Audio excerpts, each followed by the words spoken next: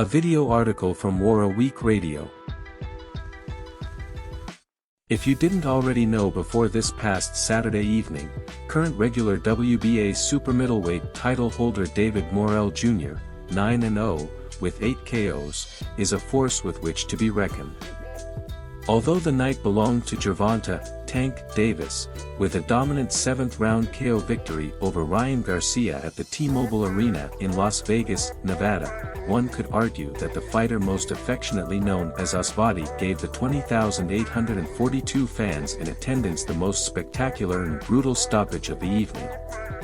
It took the Cuban native less than a round to dispatch former Olympic bronze medalist Yamaguchi Falcao in the scheduled 12-round contest, with referee Celestino Ruiz immediately calling a halt to the bout at the 2:22 mark of the opening stanza. Immediately following the contest, the 25-year-old switch-hitting phenom called out interim WBC super middleweight champ David Benavidez. When asked why he didn't publicly call out the undisputed 168-pound champ, Canelo Alvarez, head coach Ronnie Shields had much to say about the matter. Why? It won't do any good. We have no confidence that Canelo will ever face either David of the division, Morrell or Benavidez. Alvarez has already publicly announced that he has no intention of facing his mandatories this year. I know technically John Ryder is his WBO mandatory, but he's held that distinction for all but 2 seconds. Canelo, North America's biggest boxing attraction over the past half-decade, hasn't faced a WBA mandatory challenger since earning the coveted distinction with a dominant victory over Callum Smith in December of 2020. With a scheduled match opposite John Ryder in 2 weeks and a proposed rematch with current WBA light heavyweight champ Dimitri Bivol in September, Alvarez's calendar is ostensibly filled until 2024. To make matters more confusing, David Morrell Jr. has been issued the responsibility of taking on Canelo's mandatory challengers for the WBA since earning the regular title back in August 2020.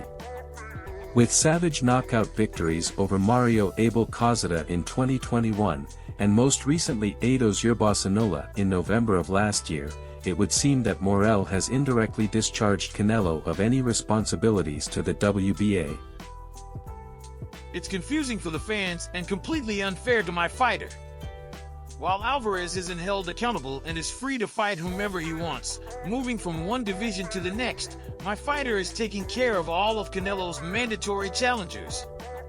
In fact, David should start using the nickname El Sicario, because that's what he's become to Alvarez, Canelo's unofficial hitman for the WBA.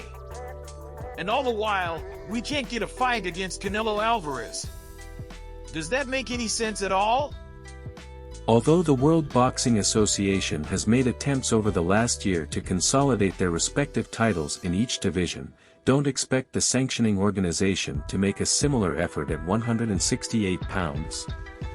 As long as the WBA can continue to collect 3% of Canelo Alvarez's purses in 2023, their belt is worth a lot more money around the waist of the current undisputed super middleweight champion. According to Ronnie Shields, Team Morrell isn't holding their breath any longer, and plans to take matters into their own hands.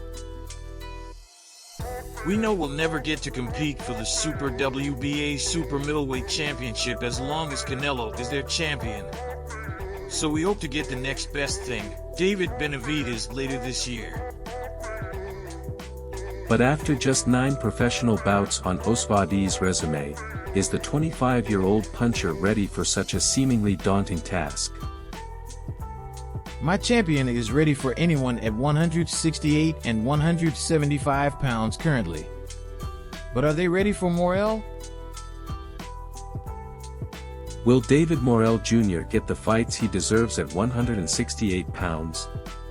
How do you think he would fare against either David Benavidez or Canelo Alvarez? Please let us know what you think, and thank you for listening to W.A.W Radio. Thank you for supporting the channel. Please subscribe if you haven't already, and please donate via cash tag at $1 a week.